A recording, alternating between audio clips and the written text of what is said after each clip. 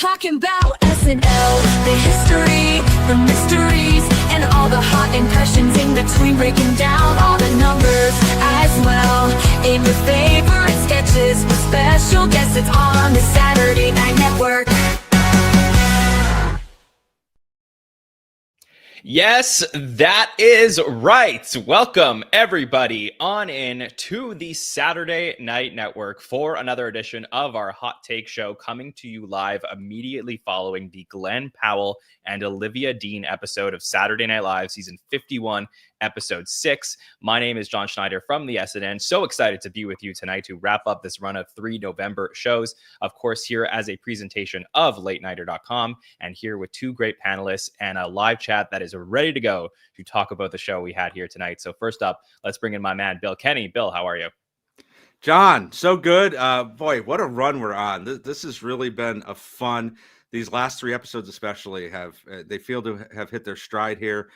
He was Jacob Elordi, my nemesis. Take note. This is how a good-looking actor does SNL. Fantastic episode. Can't wait to get into it. The bar is low, but yes. But happy to see what we got here from Glen tonight, and so excited to have Rachel Chang in the house. Rachel, how are you? I'm doing well, a little beaten and bruised, but yeah, this is a burn on my lip, not chocolate. But I'm doing fine. Just little scrapes aside. What a fun episode. I feel like we're like Bill said, I feel like we've really hit the ground running with this cast really melding together. Little retro stuff for the SNL fans, current stuff for just kind of the drop-in fans. I think we've got a little of everything tonight. Yes, I hope you didn't burn yourself because the show was on fire tonight. I burned myself a couple days ago over a s'mores incident. Okay. Well, glad that you're okay. All right, so let's talk about the hot takes and headlines that we saw here from Glen Powell and Olivia Dean. And I was thinking tonight about what I wanted to say. And this isn't Glen Powell specific or this episode specific, but just after watching tonight and how I felt over the last, let's say the last 5 episodes, including this one. So we'll take out the premiere for a second. I think this is the best start to a Saturday Night Live season in 8 years. I think you have to go back to season 43, season 42 to find as consistent of a start as we've had to an SNL season. The way that they're using the cast week after week has been tremendous. The way that they're using all the new players is so awesome. And the way that they're integrating different voices week after week and finding a way to take their best players and use them. It's everything you could ask for as an SNL fan. So for me, I'm really enjoying what we're getting from this season, including what we saw here tonight, which I thought was a great episode of Saturday Night Live. Bill, how do you feel about tonight? Yeah, to build on that, John, my team, the Dodgers, just won the World Championship, and it was all 26 guys. And for here, it's all the players, all the cast members coming in, doing what they're supposed to do. When I was on with you a couple of weeks ago, we were raving about Ashley and how great she was, but also talking about, look at the start Ben's had, look at the start Veronica's had, look at what Zhazh is doing outside of Trump. And it's true, like it just keeps happening. Everybody is getting their moment in the sun. We're getting a lot of not parade sketches, but sketches where we get a lot of players, and they're all doing what they're supposed to do. So I think you're right. I think I might go even further than 8 years back, but I'm not sure. I don't have a specific season to point to, but definitely the last decade for sure.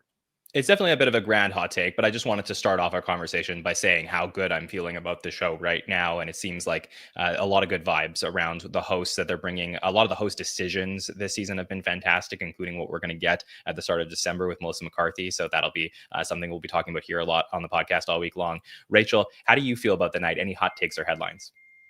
I agree with what you both have been saying. I feel like this is how I wanted to feel last year for the 50th. I wanted to feel this excited going into the 50th, and I wish I had the same level of excitement. I feel like they're doing it with a fresh start, and I know that's what Lauren wanted to do, and it seemed impossible when we had to deal with all these cast shakeups, but I feel like maybe they're onto something. It does feel like just scrolling through who's writing the sketches, there's such a variety of people like doing their best stuff behind the scenes as well as on camera.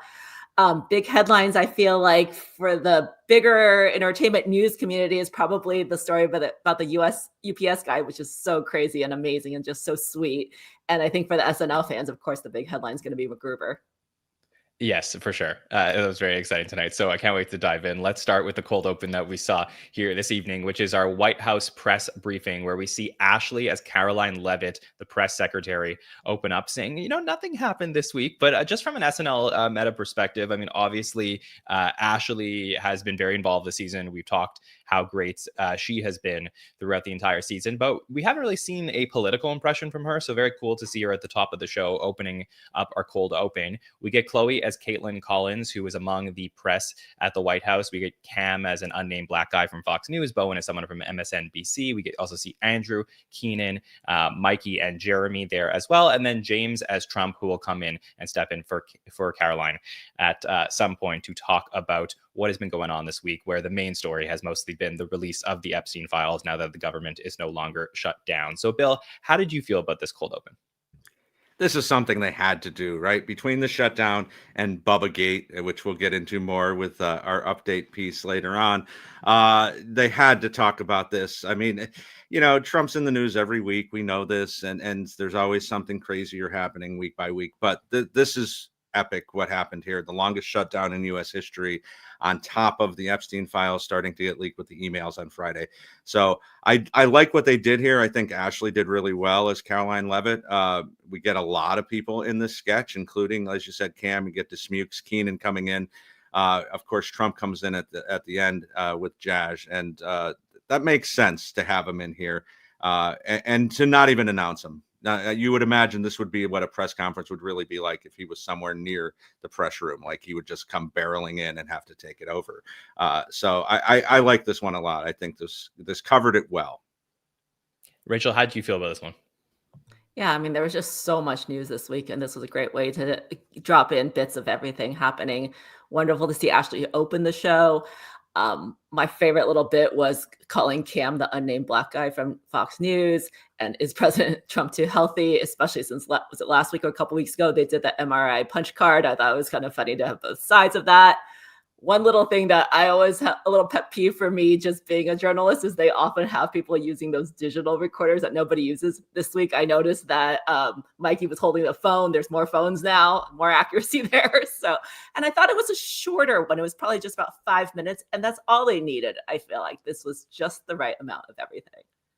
Yeah, I think that's something that we talked about last week a little bit too, which is that if you're going to continue to hit the same beats of like, hey, we're going to bring out James as Trump. And I believe, I know we had Domingo in there as a cold open, but I believe we're 6 for 6 in episodes of seeing James as Trump this season. So, I mean, I don't think we've ever had in the history of Saturday Night Live a president be played in every episode of a season. So we'll see when that streak does get broken at some point, if at all. But I think if you're going to do it, it's a different style and tone, but if you're going to do it, it's sort of, reminiscent of what we saw with Daryl as Bill Clinton in the 90s, or going back to the late 80s, early 90s with George Bush Sr. and Dana Carvey, where it seems like just this era is represented by having one of the cast members playing the president. And I think if you're going to do it, and it's going to feel a little bit similar, you got to keep it short. And that's what worked the last couple of weeks, is they had it, as you said, like 4 minutes, 5 minutes. We're in, we're out. We get to the point. Do I wish that this focused a little bit more on Ashley as Caroline Levitt, opposite of the press, and how she continues to amazingly deflect? I think that there was probably more to gain there. So I think that, maybe we could have balanced that a little bit better. But overall, I just think that if we're going to continue to hit this, because, number one, it does incredible for the show in terms of ratings and what people are talking about, then let's keep it at this length, because it allows us to get a lot more into the episode. And I think it also allows James to be more involved. That was a huge storyline of last week, which James was our MVP, was all over the episode. I think when you have the cold open be shorter, it gives us more time to get James into more segments. So I think there's a lot of benefits to what we're doing there. But overall, I thought that this was really fun. I think that the press was great, the way that they were going at both Trump and Caroline Levitt in this. And I think that the cast each had some really good moments there as well. So I thought that this was a pretty solid cold open, good tight writing that we had here to open up the show. Rachel, you mentioned the monologue as being one of the stories, and I think that's something that a lot of the news publications will write about as well, where I had heard back when Miles Teller hosted the show at 48 that they were definitely considering Glen Powell, and then again in 49. So like he's been a name that's been rumored for years.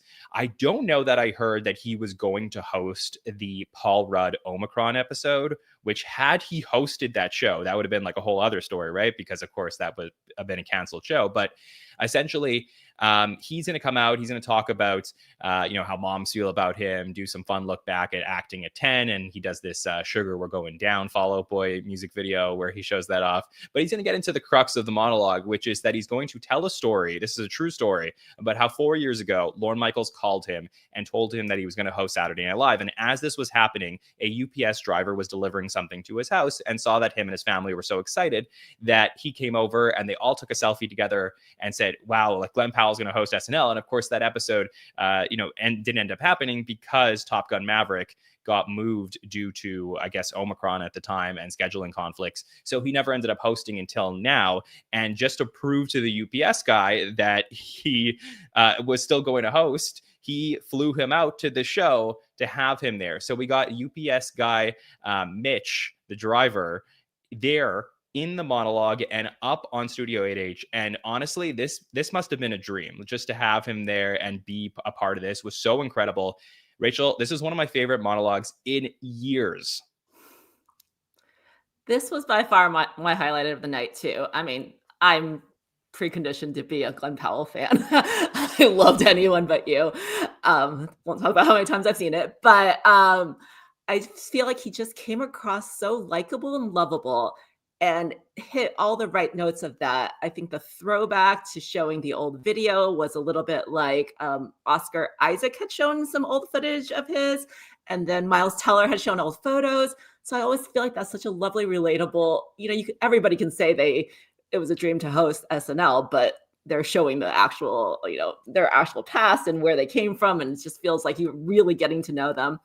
And then, of course, this story, it was this feel-good story about bringing quote unquote regular folk into the celebrity realm. Like this week also, there was a story about the Jonas Brothers and Scott Kelly in his resume. I felt like it was along those lines. Like and then Scott Kelly ended up being on a talk show with the Jonas Brothers. So if this felt a lot like that, it felt a lot like, let's go find these people that are just passing by in a moment of life. But the fact they have that photo, and it's just such an enthusiastic moment. Every single person's reaction with the UPS truck in the back is just such a great story. And that it's been 4 years in the making, maybe even longer, is just ridiculous and crazy. And I mean, he hits so many notes in this about talking about his own career from Spy Kids 3 and his own reputation with that photo that's everywhere, the kind of cheesy golden retriever photo, and just including his family, which obviously has been such a big part of his career. So I feel like this just set it up for such a wonderful night. And Bill, the reason why I love this monologue wasn't just that it was, a cute story and a nice opportunity for this guy, Mitch.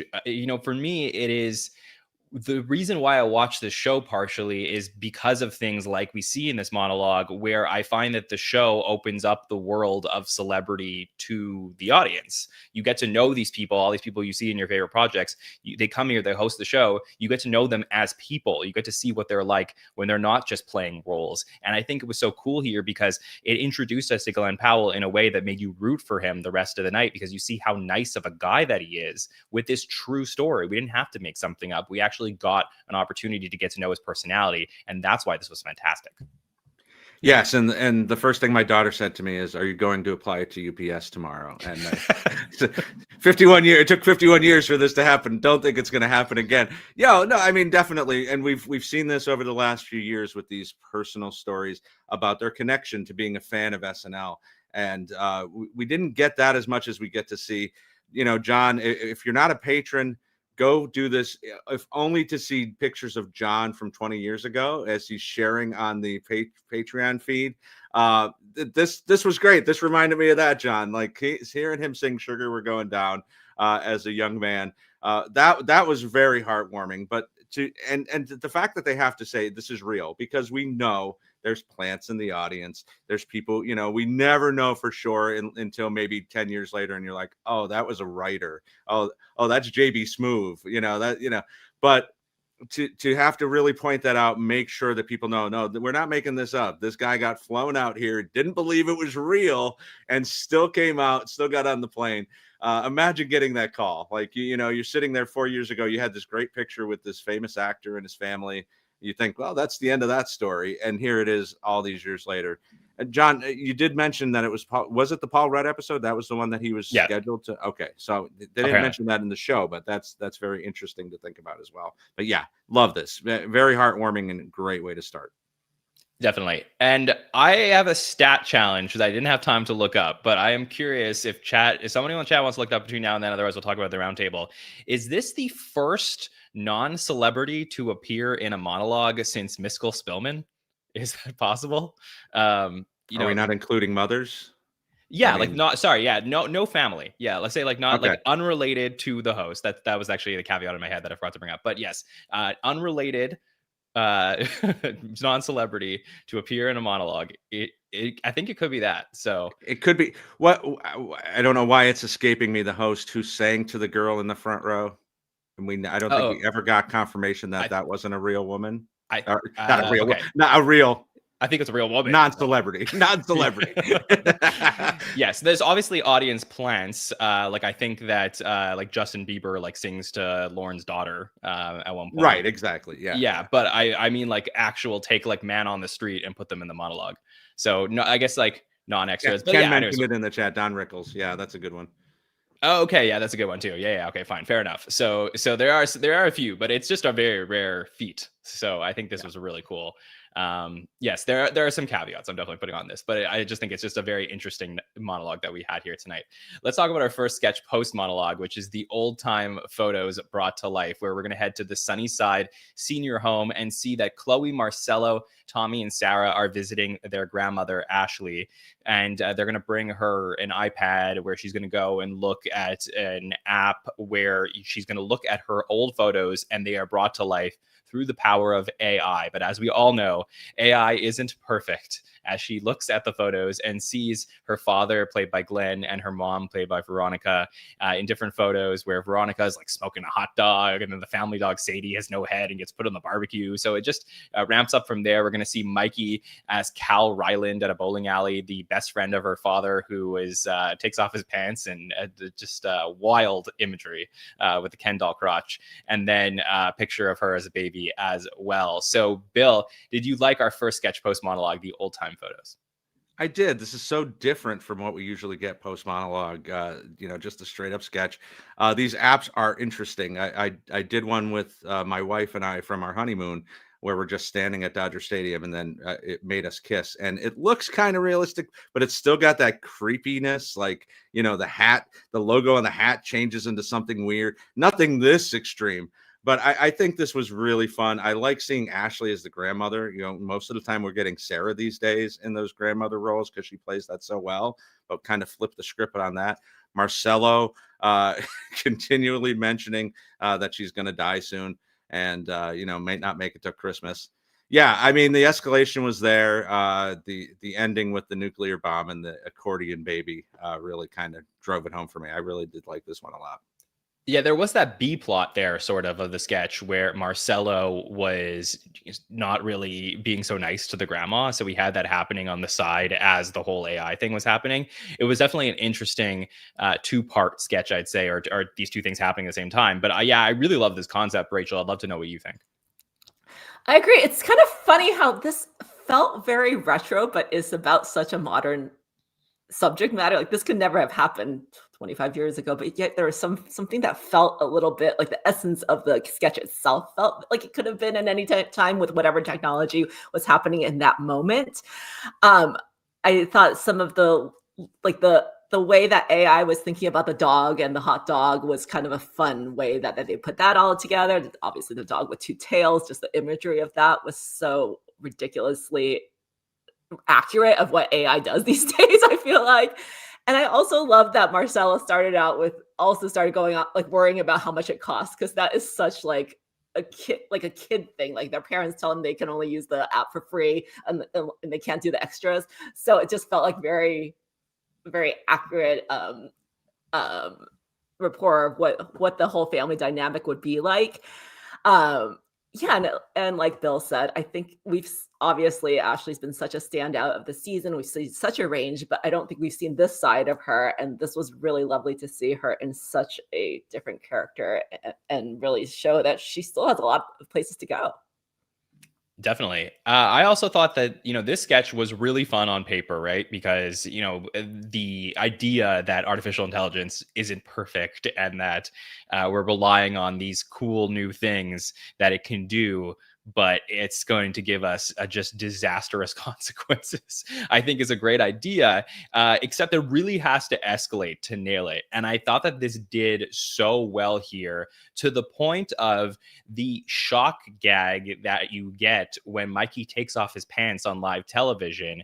And like, I don't know about you, but for a second I was like, wait, what is that? I was like trying to figure out, like, because he's like, I knew he wasn't nude, but I like couldn't. It was weird. And he was having so much fun. And just to, jump off of like what we had last week with the pinwheel, to go like with him running around with Jeremy, like I think Mikey's having so much fun. I think he loves being in this sort of like senior, not like Ashley in the sketch, but the senior role of just like, he doesn't need everything to revolve around him. He's happy to be in a sketch and just have fun. And I think that's really good for a lot of these sketches, to have him as a veteran presence around. But this was a great opening sketch. I thought it was really well done. Ashley really anchored it and helped set the tone.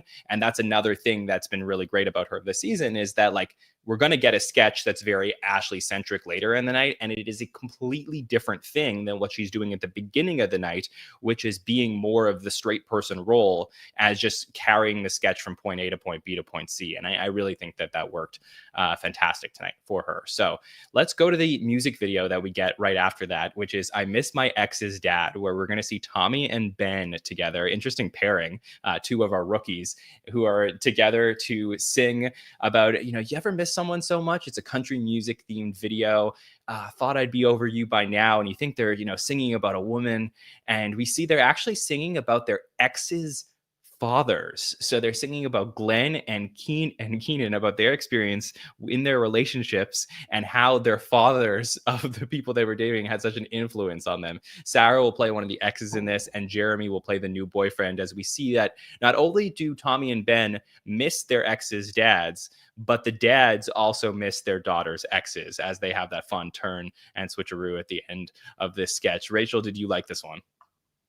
Well, it's no secret I love anything musical on SNL. And this was, first of all, I had no idea when we were getting Tommy Brennan that he was such a singer. Like, a karaoke last week is amazing. And this just showed it wasn't just a one and done. He really commits to the bit and is just having so much fun with the singing. And just him in the bar just felt like such a natural fit.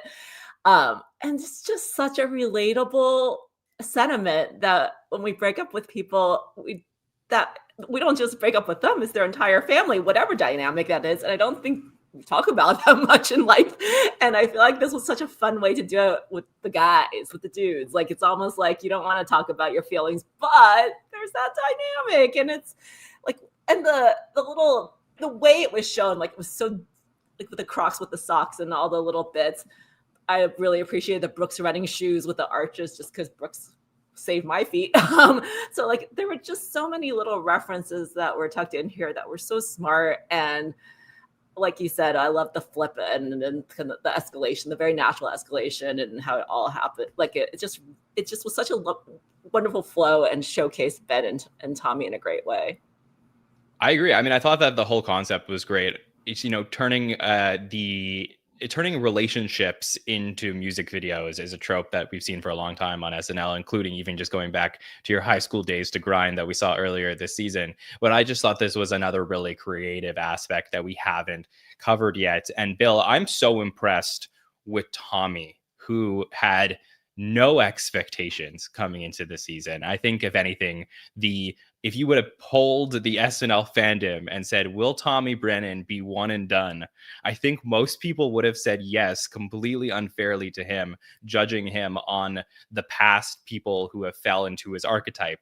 And he has blown all expectations out of the water. It's very impressive to see what he's done so far this season. How did you feel about that and his sketch here? Yeah, have a day, Tommy Brennan. Like, this is the beginning of a great night for him. Well, he was also obviously in the senior side, senior home, but yeah, we have such PTSD with the stand-ups that we've had on the show in the last few years, being one and done or two and done, or really never making their presence felt on the show. And yeah, so far so good for Tommy. Yeah, this felt kind of like a spiritual successor to Get That Boy Back. Maybe it's the country vibes that really did that for me. But like Rachel said, this is relatable. I've certainly had, fathers of ex-girlfriends where I was like, I can't believe I can't be friends with them anymore. Like, we went to the ball game together. We did this, we did that. They And gave you a pocket knife. you're right. So I love Glenn's turn on this when he gets mad at Sarah, runs out of the room and says, nobody understands me, or something to that effect. And yeah, I think everybody did their job here. I love Keenan here too. I love Keenan pushing the real father out of the picture as they start singing the song together. And again, what a start for Ben, killing it in the pre-tapes again. Wonder where he got that idea. Yeah, and I think this is probably a good conversation for the roundtable, but I have to wonder if the success of the newbies happens to be because there is such a large group of them. I think with 5, it's almost like a team coming into the show together, even though Ben is sort of, been there before, but still, even 4 coming into the show, I think makes a difference because there are more of them to champion each other into sketches. When you're 3, when you're 2, when you're 1, especially, like, I think that there's less room to grow, less room to write together, becomes more competitive. I do think that there's something to that when you see larger groups of new cast members come to the show together, they end up having more success. And I think that's what's happening here and giving us a great feel to the start of the season. Let's talk about the next sketch, which is our Bachelor weekend, where we're going to see Jeremy Glenn, who is playing Dave. He's our Bachelor. We got Tommy, Cam, and James, the only single one in the group. We're all hanging out for the Bachelor weekend, and a knock on the door comes, and it's, is it strippers? What's going to be there? Well, no, Marcelo is going to be there, who has had a pretty quiet last couple of weeks, but he's going to make a big impression here with his impression of Sebastian Maniscalco, who is a friend of the groom, and he is there to be exactly like he is on TV and run around the sketch and perform exactly like Maniscalco. We're going to see Chloe join the show later on as Jennifer Coolidge, who is there as a stripper to come be a part of this. But we get a very Marcelo-centric sketch for really the first time since the premiere, Bill. I know he's been on Update a couple times since then, but still, this is a good moment for Marcelo to do an impression for the first time on the show and be in this sketch. How did you feel about it? Yeah, Marcelo killed it here. I wonder how long he had Sebastian in his back pocket here, like waiting for an opportunity, and finally had. He did this so well, and the physical comedy was just tremendous. Him putting his hand through his crotch when he was talking about Twister, and then obviously jumping over the furniture, and Glenn joining him. This is where you get the idea that Glenn's really into whatever's going to happen tonight. Them kind of synchronized swimming everything together at the very end there.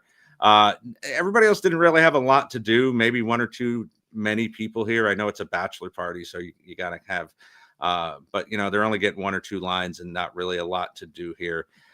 Jeremy is giving me Bobby vibes. I know that's been said a few times, but he definitely, as he's about to give a speech and it gets pushed out by Marcelo. So yeah, this was pretty good. Side note here, I got to mention this, and I don't know if anybody's brought this up. Is Cam the first cast member to have a mustache since Eddie Murphy?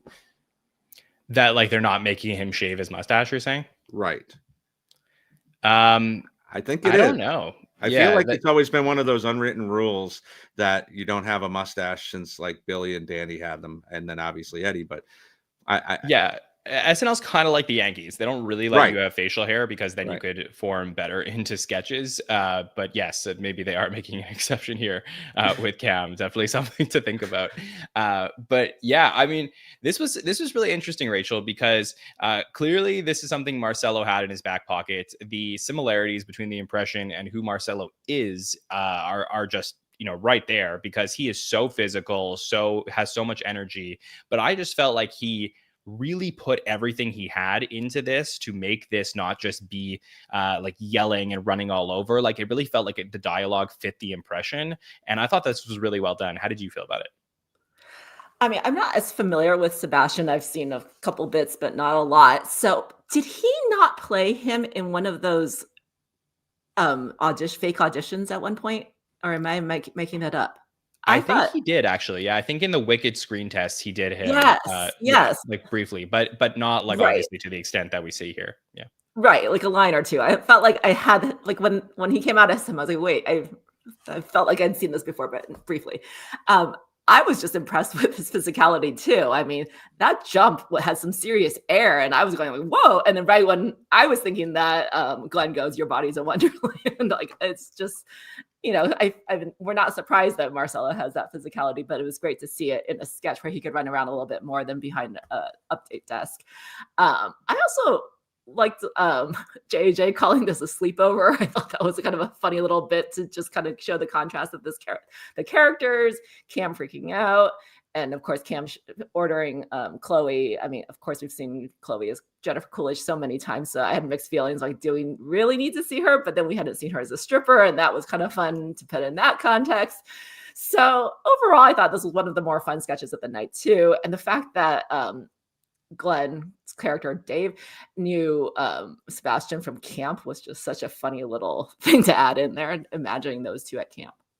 Yeah, though, I honestly, I really did like this more than I thought I would on like just watching him come into this sketch. I think it reminded me, in a weird way, it sort of reminded me about there was a sketch they did in like probably like season 22-ish when Dana Carvey hosted the show where he brought back his Johnny Carson and he went to go visit Daryl Hammond's Phil Donahue, and they sort of had they were talking about their retirement. Like there is something about seeing impressions of people in weird settings. So seeing Sebastian Maniscalco play be himself as a stand-up at a bachelor party, like that idea works for me.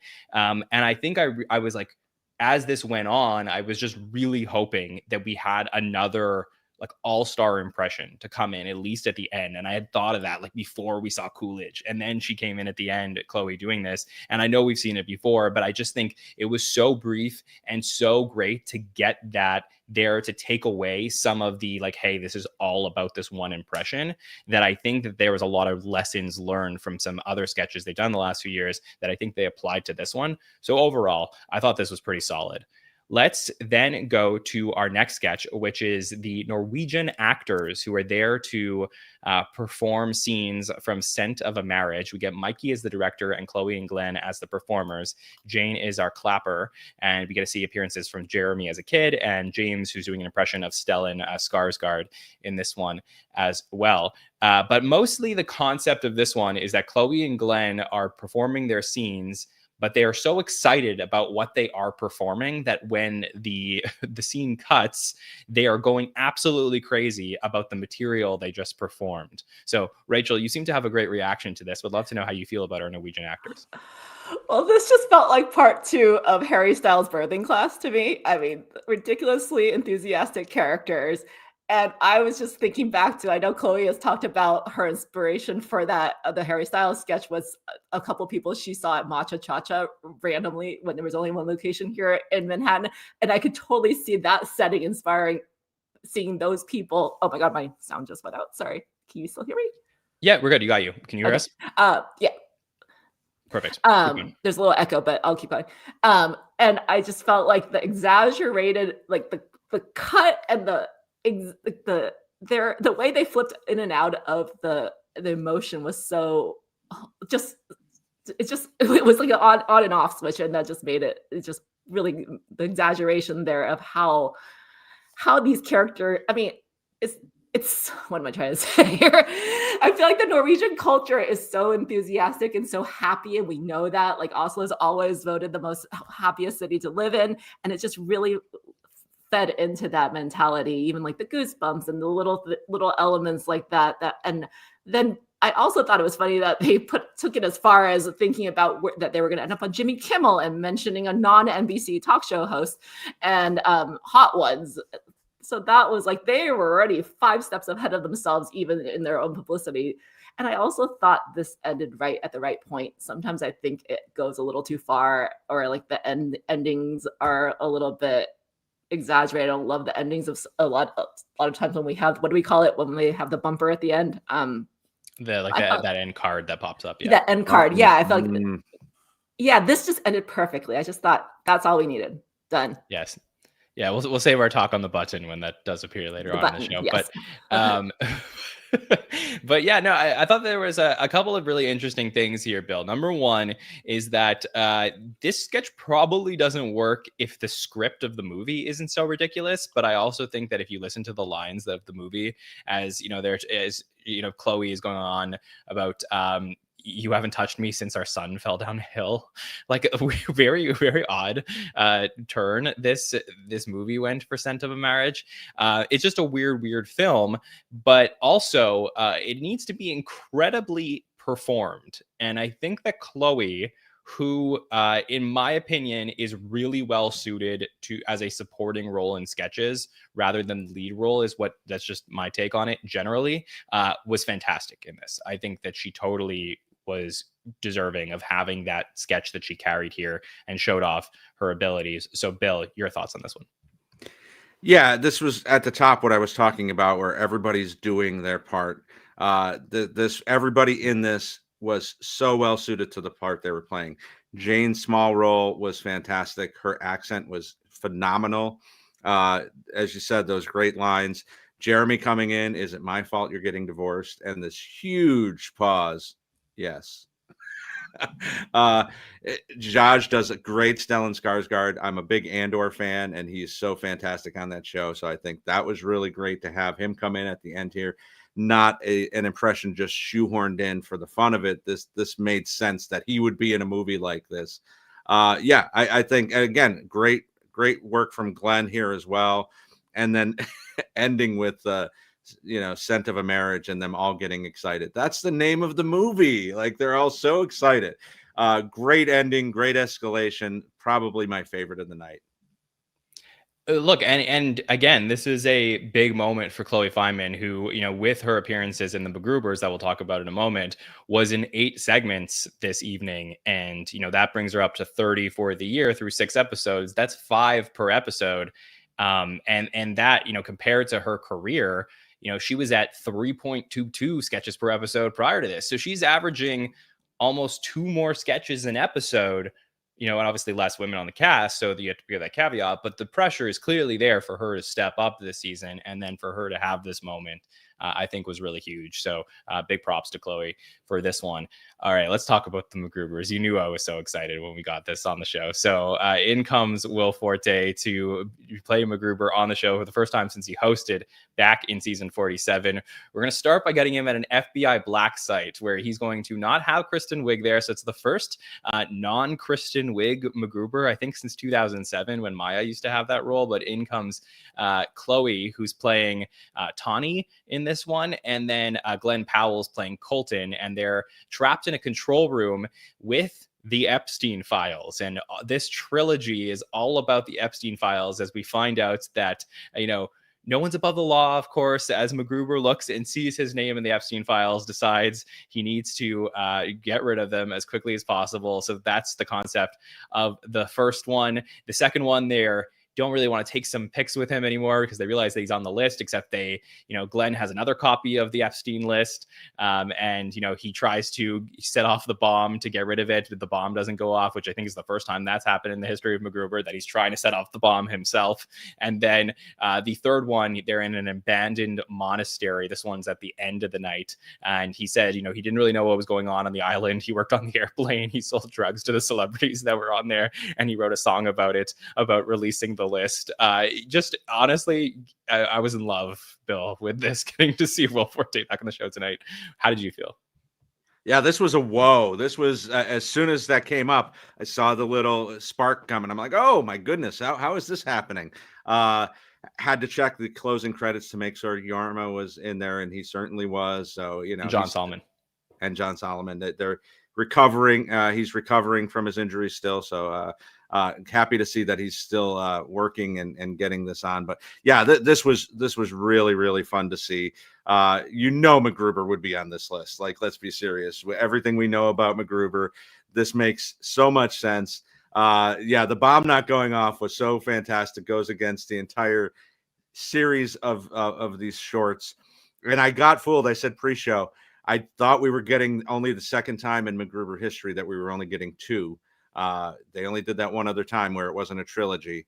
And I went out of the room to get ready for the show, and all of a sudden I heard the music again and had to come run back in and take some more notes because I didn't think they were going to sneak it in before the closing credits. But yeah, fantastic to see. Glad to see Will was in the building too. He was at the Good Nights.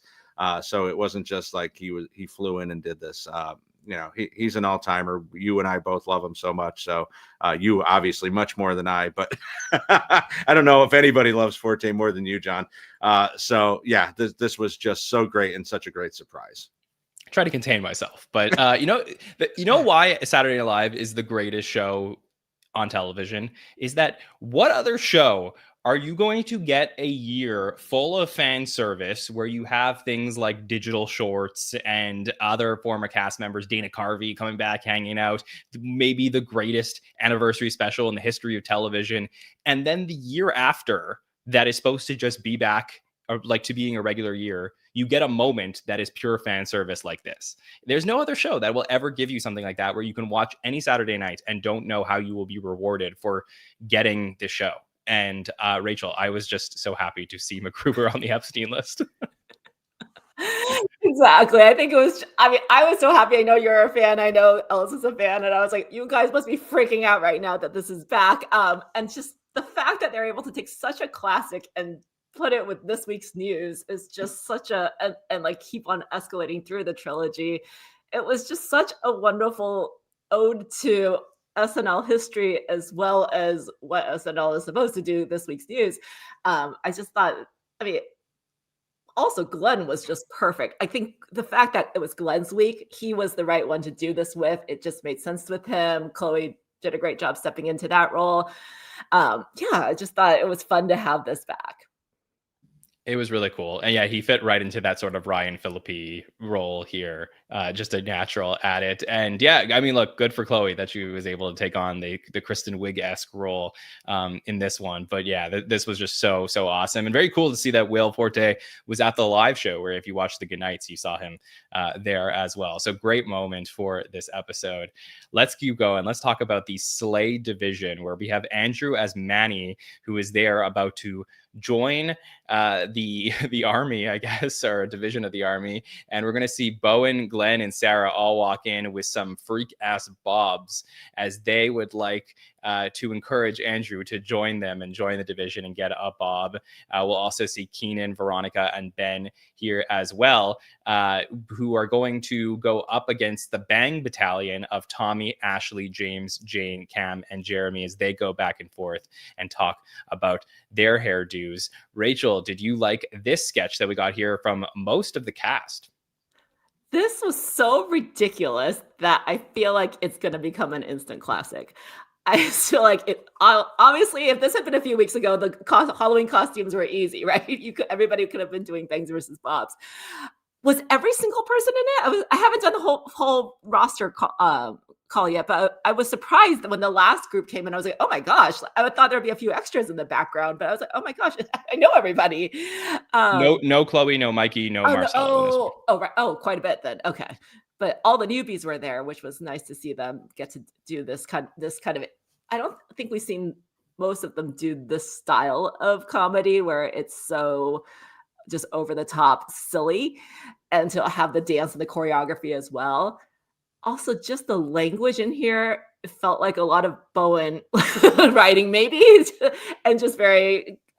I don't speak this way, so I had to go back and say, what was it? The booty kicked, weight snatched, face giving. I felt like it was just all the language was right on it as to what people say, and just the what did they say with the dog? The Bob sniffing dog was just. Oh my gosh, that was just like, I don't even know what was said after that because I was just like, oh my God. And Leslie Bibb as the Bob was such a great example too. We haven't thought about White Lotus has been a beat, but not that long. But also the Bangs giving post-breakup crisis and the Bob giving us divorce and thriving. I just thought there was a lot of smart, accurate things we talk about jokingly but seriously, and it was all just packaged so well here. So everyone's so committed. They were, and that's the thing. It was like I didn't think that this was for me. Like it wasn't. I watch this. I'm like, I don't think this is meant for me. But I was watching it, and I was like, just infatuated with the energy and fun that the sketch brought to the show. And I just thought it was so silly, and some of the lines like were really fantastic. And I think there was just a lot of like, you could picture the whole writing table sitting around trying to figure out how to elevate this one and continue to punch it up. And I thought it was very cool that there was more sort of, for the super fans there in this sketch, where you see that all of the people in the sketch are wearing their uniforms with names of writers on them, where you see Andrew as Kent Sublette, who's wearing there. We got Bowen as Jimmy Fowley, Glenn as Claire McFadden, Sarah as Allison Gates, Keenan as Asha Ward, Veronica as Will Steven. We see Ben as Connors, who is not a writer, but he named in the sketch, so I believe that's why. We also see Tommy as Torres, so that's a reference to Julio Torres, former writer, Ashley Caro Sullivan, James as Baker, so that's Rosebud Baker, former writer, and Jeremy as Nordwind. I wasn't able to see who Cam and Jane were, but I just thought that was a really cool, like, extra Easter egg to this sketch as you're watching it. Bill, how did you feel about this one? I'm glad Rachel and some of the chat seems to really enjoy this, because all I could think when I was watching this was, who is this for? This just, wow, this was, I spent the entire time focused on the writers' names. As soon as I saw Fowley, I'm like, oh, that's interesting. And then you see Sublette. And so I was going down the line. So my focus became that. This did not work for me at all, other than the dog and the bob. But at least, John, we got a button to end it. So, like, that's your thing. That's my thing. We both love when they can't find an ending to a sketch and they put something at the end here. That's perfect. I mean, what a great way to end an unbelievable sketch. Yeah, well, in there, because I have been to the Dara at Midtown. I won't say I frequented it, but I've been several times, and it is a war zone. So the fact that they named that was so accurate. Listen, I mean, this is what's great about SNL. We don't all have to love every sketch. And I love that Rachel loves it. I love that a lot of the chat is like raving about this. And I might have to go back and rewatch this and see what I missed. But at the moment, it really just didn't work for me. Yeah, look, and I think I felt exactly the same way as you up until a point of this sketch. And then I think it was probably when the Bang Battalion came in that it won me over. So it took, again, like if a certain sketch isn't for you, like the same way that sometimes we have like sports sketches that aren't for people, right? Like it's fine. Like there's a lot of different types of humor on this show, but then that happened. And then I was like, I sort of felt the energy there, and Glenn was really great in this. And I think the other thing is just that Bowen is like Marcelo, someone whose voice has been really left out of this season so far. And I think then to him to have a sketch here where he's sort of anchoring and leading the cast in something was also really cool and different. And I think just in a night full of different voices, throughout the cast, the way that they've been using everybody week after week, I thought that was refreshing. So there was a lot of positives I looked for, even if this wasn't exactly for me, and all the lines it didn't hit the way that they would with some other people. But I had fun with it, except for the button. You could lose me with that. So let's talk about Olivia Dean, who is here and performed Man I Need and Let Alone the One You Love. I thought that these performances were awesome, guys. I think that she was so good on the show. It reminded me of when we got like Ray a couple years ago, and then everyone was like going nuts over Ray. Like I feel like that was Olivia Dean tonight. Bill, did you like seeing her on the show? Yeah, I'd like to start a petition that all musical guests be female artists, because so far this year we've had Doja, Sabrina, Brandy, and now Olivia, and the two males are. So I think every musical guest should be a wonderful female artist, because they have been crushing this year, and Olivia was no different. Yeah, she was so good. Rachel, did you enjoy this? I was not familiar with Olivia Dean, but I just happened to be in a lot of social settings this week where I was meeting people I didn't know so well. And every time I talked about her, people just lit up. People were so excited about her. I knew that this episode was going to be, and people were going to be tuning in just to see her. So, and I just thought it was almost, her performances were so simple but classy, almost a little retro too, which kind of fit the retro nature of MacGruber coming back. So it was just like showing her vocals and, not needing to do much more than that. And both her outfits were stunning. I was obsessed with both outfits. It was really great. I thought she was awesome here tonight. So great job, Olivia Dean. I'm sure this won't be the last that we're going to get to see you on Saturday Night Live. Let's go to Weekend Update, where we had no correspondence. Oops, all jokes, for the first time since Josh Brolin's episode back in season 49. So instead of talking about what Jost and Shay did, which they were good tonight, but let's talk about what was cut from the update desk, where we had Bowen as Paddington Bear. That did not make it. Veronica as a waitress, which was cut from last week. Veronica brought back a waitress from a cut restaurant sketch and repurposed it here for Weekend Update. Really, just she persisted, tried new things instead of discarding the character. So hopefully we'll get to see that eventually. That would have been Veronica's first time at the desk. My assumption, by the way, is that we got no correspondence at the update desk because of the MacGrubers. And of course, I'll take MacGruber, but still, unfortunate for somebody like Veronica, who we're still waiting to see at the desk. And I'm sure we're going to get that soon. And Mikey was the third correspondent in dress as the King of Clapter. They actually filmed some audience members who participated when he said stand up if you are a proud mother at one point as the King of Clapter. So Bowen as Paddington Bear, Veronica as a waitress, and Mikey as the King of Clapter. All three cut from the update desk. Bill, was there anything you wanted to say about update tonight? Yeah, very interesting. And I mean, that's the nerddom in me. When they did 3 segments, both the first 2 before the musical guest, I knew there was going to be something that wasn't cut on update because of it, because that's just the way my brain works. So I didn't think that we'd get none. So that was interesting.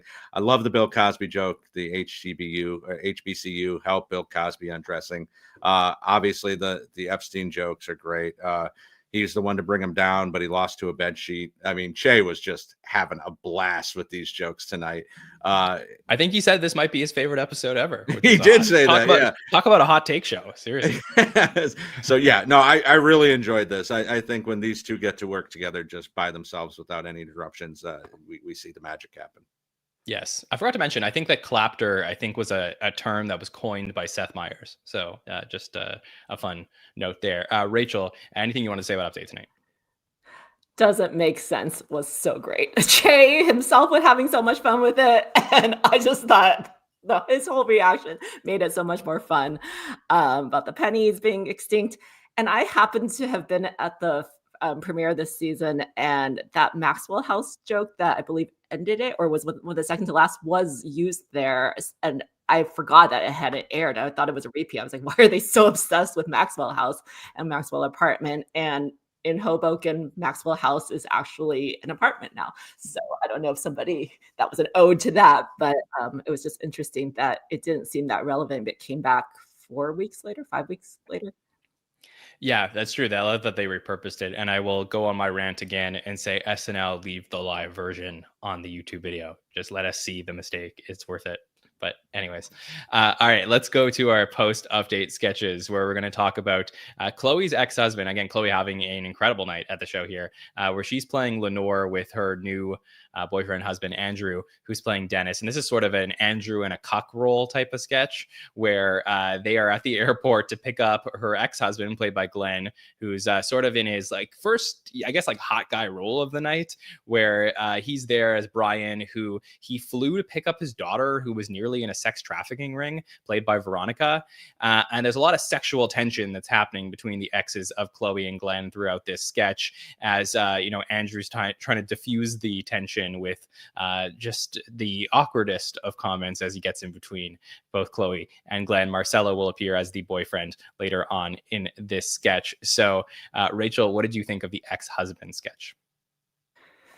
This was probably not my favorite of the night. I mean, it was fine. It wasn't something that I'll be going back and obsessing over, but I thought my favorite standout part was the Starbucks Bear Cup, because that has been such a ridiculous trend this week, that these barista cups have been such a thing, which I guess we got a call out to it last week and update, if I'm remembering correctly. I am proudly 5 years Starbucks free, so I did not know Starbucks was now called Starbucks, and I actually looked it up, and apparently people do call it Starbucks, and there's another contingency of people who say stop calling it Starbucks, so I didn't know that was a big deal. And then to actually end with the actual Starbucks cup in the hand too was just kind of a funny touch, that it was a throwaway line that became a bigger thing. Glenn and Chloe were them making out, and the exaggerated making out was kind of a fun I don't know. That was probably the highlight for me, that it really escalated to that. Obviously, the shirts coming off and the comparison of the shirtlessness and the tank top was just kind of a fun little I'm better than you, whatever. So it was fine. It wasn't my favorite, but I did like a little of the bits, like the fact that Andrew couldn't go because he didn't have his real ID. Little nuggets like that were fun. Yeah, I think again this worked off the back of like Andrew's weird little nuggets, especially as he like gets in between them one point and they're like talking about when they came back from their honeymoon and got in, like had to go to the room right away, and he goes like, jet lag is such a bitch. As he like, gets between them. But yes, there were some things here. Bill, was it enough for you to enjoy this sketch? Yeah, definitely. Starbies will always be Arby's to me, so I don't know. Listen, Kyle Mooney walked so Dismukes could run. This was great. Yes, it is a cuck sketch. It is a parody of a movie that came out 20 years ago, but still, this was great. Dismukes, I mean, the balls on this guy standing next to somebody that looks like Glen Powell, with this whole dad bod going on. Like, he's just, I loved it. I really enjoy this. Is why we love Dismukes, because he don't give a fuck. He is just out there doing his thing. He had a lot of great lines. I love the fact that Marcelo just, completely railroads him when he tries to attack him. Taking his shirt off and trying to give it to Veronica was so awkward and so beautiful. This was a great moment for me. Yeah, and great physical comedy there at the end from Andrew as he tries to tackle Marcelo and takes a hard fall to the ground. So he gave a lot for the sketch. Okay, let's talk about our final sketch of the night, as we are going to jump over to a restaurant where Bowen, Glenn, Sarah, and Ben are all waiting for their friend, who is Ashley, playing Melissa, who is late. She walks in, we see her hair, and silence as we wait for the hi. And she walks in and talks about how, she likes her hair. She went to go see Jean Van Clark, the famous hairdresser who works on all these celebrities. And of course, the waiters are going to show up, played by Mikey and Keenan, who can't believe what they see, as this hairdo on Ashley is very wild, including on the back of her head, where she has a skin square, an iconic look from Jean Van Clark. But it is just really Ashley once again in another sketch this season, showing off how fantastic she is as she continues to just deliver these lines and sit in the reality of what we are getting to see on the show. And it was just such a fun way to end this night. So Bill, your thoughts on our haircut sketch? I am so glad. I got worried, John, with the way the night started. Were we going to get a restaurant sketch? I didn't think it was going to happen. It's been so long since we got a restaurant sketch. Yeah, this is great. I mean, listen, when we first realized how good Ashley was going to be, it was in a restaurant sketch, right? With the Michael Keaton episode last year, when she's playing the wife, and as Keaton and Heidi are flirting with each other. And this was the same kind of slow burn. Like, she knows something's not quite right, but she doesn't. And like, I this is the brilliance of Ashley. Like, she is just amazing. And Mikey just having a blast, as you said earlier, like coming in, what can I start you with? Oh my God, I hate it. And running out. Keenan having a slow moment there as well. Yeah, this was really great. Glad to see Ashley again, like we talked about with the Smukes, just standing out there, not caring what anybody thinks. Here's Ashley, this beautiful woman with this ridiculous Mo Howard haircut, and just not caring. Like, she's just so good at what she does. I think this is a great way to end the night, except for the third MacGruber, of course. Yeah, right. Yeah, for sure. And I really did love a lot of things about this. It was very reminiscent of some of the other sketches we've seen from her this season that have been so fantastic. But I think what is really interesting about this one is that, and I see some of the chat asking about it, is that last year in the two first March episodes that we got, Ashley performed this on a Weekend Update, where she did her coming out as, with the hair, and it was a whole thing about her hair and the bad haircut. And this was an update character that they now moved into a sketch. And, in a way that was disappointing last year that we didn't get to see more of Ashley on Update, but I'm actually so thrilled that they were able to write a whole sketch around this, because it just goes to show the growth of her from year one to year two, her ascension that we're getting, and the fact that they can continue to flesh out what she can do on this show. That was awesome to see, Rachel. So your thoughts on this one? What a night for hair. Bangs versus bobs versus skin squares. I mean, I think what Ashley does so well is take the mundane, awkward situations in life, farts, awkward haircuts, and turns it into sketches and is able to use silence so beautifully. Like it's in the awkwardness. Like she plays so well in those the moments where she's not talking at all. And I feel like it's spreading to the rest of the cast, because last week I thought in the airplane sketch, I thought the highlight was Bowen and Keenan not saying a word, and I thought they really nailed it without ever. So I feel like no words on the page may be becoming a thing, because sometimes the funniest is in the small expressions, which Ashley has been showing us so well. I also just think it also showed how friends are so supportive. They never said the words they didn't like it. Only the servers outside of the semicircle sketch, or whatever we're calling these restaurant sketches and recovery sketches, only people outside of the semicircle saw the truth or were speaking the truth. And but then having Keenan come in, of course, as Keenan does, and then we like it at the end was so ridiculous, but also the perfect button. Right. Yes, that's very true. And, the thing is I love what you said about the silence, because that's been something that I've been on the round table where we have the sound clips, sort of playing it out and breaking it down with some film analysis of like, listen to how long this silence is. It's just something that we don't get from a lot of cast members. And I think, as your point is about it spreading, I think back to Bowen, even in not the airplane sketch, but the pinwheel sketch last week, where he freaks out at Jeremy and Mikey, and he's just like, no. But there's extra spacing in there that I think wasn't in some of the sketches that we were getting in the last few years. And I think that's part of why long-time fans are really like clinging on to somebody like Ashley, besides her clear talent, is just that she's very reminiscent of a time when you would watch this show and sketches were done with that spacing in them. Like the way that the world is developed is like we need every joke so quickly, or else we're going to lose attention. But if you go watch the show in the 70s, 80s, even into the 90s, like it's not a show that that has that. It lives in the reality of the moment. A lot of the sketches, as you see a family around a dinner table, and they deal with silence. And I think that Ashley brings a lot of old school vibes to the show in that way that ends up rubbing off on a lot of the cast. So I think it's a fantastic point, Rachel. And this is another amazing sketch in a line of great ones so far this season, and we're only 6 episodes in. So this was a really fun night of Saturday Night Live. I can't wait to hear what you two think of this and rate it out of 10. Before we get there, I will tell you what was cut from the show. So we had 3 other sketches in addition to the 3 update correspondents. First was Guess That Answer, which was a game show starring Cam. So we had a Cam starring game show sketch that was cut. Hopefully we will see that, as we're waiting for Cam to have a big moment on the show. That also featured Keenan, Ashley, Mikey, and Glenn. There was a Twilight/Toilet Zone sketch where it was a Sarah piece where she served as a narrator. Also featured Glenn, James, Tommy, Ashley, Andrew, and Bowen. And a sketch, Art Through the Ages, another historical piece making observations on old paintings, featured Marcelo and Glenn as teachers, and Jane, Keenan, Ben, Ashley, Jeremy, Andrew, Mikey, and Veronica in Art Through the Ages. So those were the 3 cut sketches. All right, Bill Kenney, Glen Powell, Olivia Dean, how are you going to rate this 1 out of 10?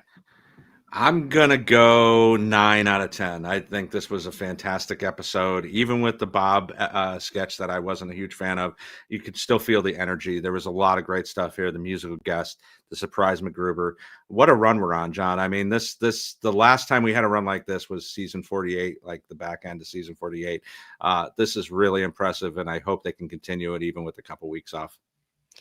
I don't know, with the host that's coming up next, it's not like we've ever seen her on SNL before. We don't know how she's going to do. So we'll see how that goes. All right, Rachel, how are you going to rate this 1 out of 10? Despite what we've talked about making me elevate it, I'm going to stick with my original of 7 so that they have somewhere to go. I feel like everything's gelling so well, but there wasn't, as much as I enjoyed so many moments, I don't know if there's one big thing that I can't wait to share. And I feel like that's always the way I rate it. Like, I want the shareable thing. I want the thing I can watch over and over.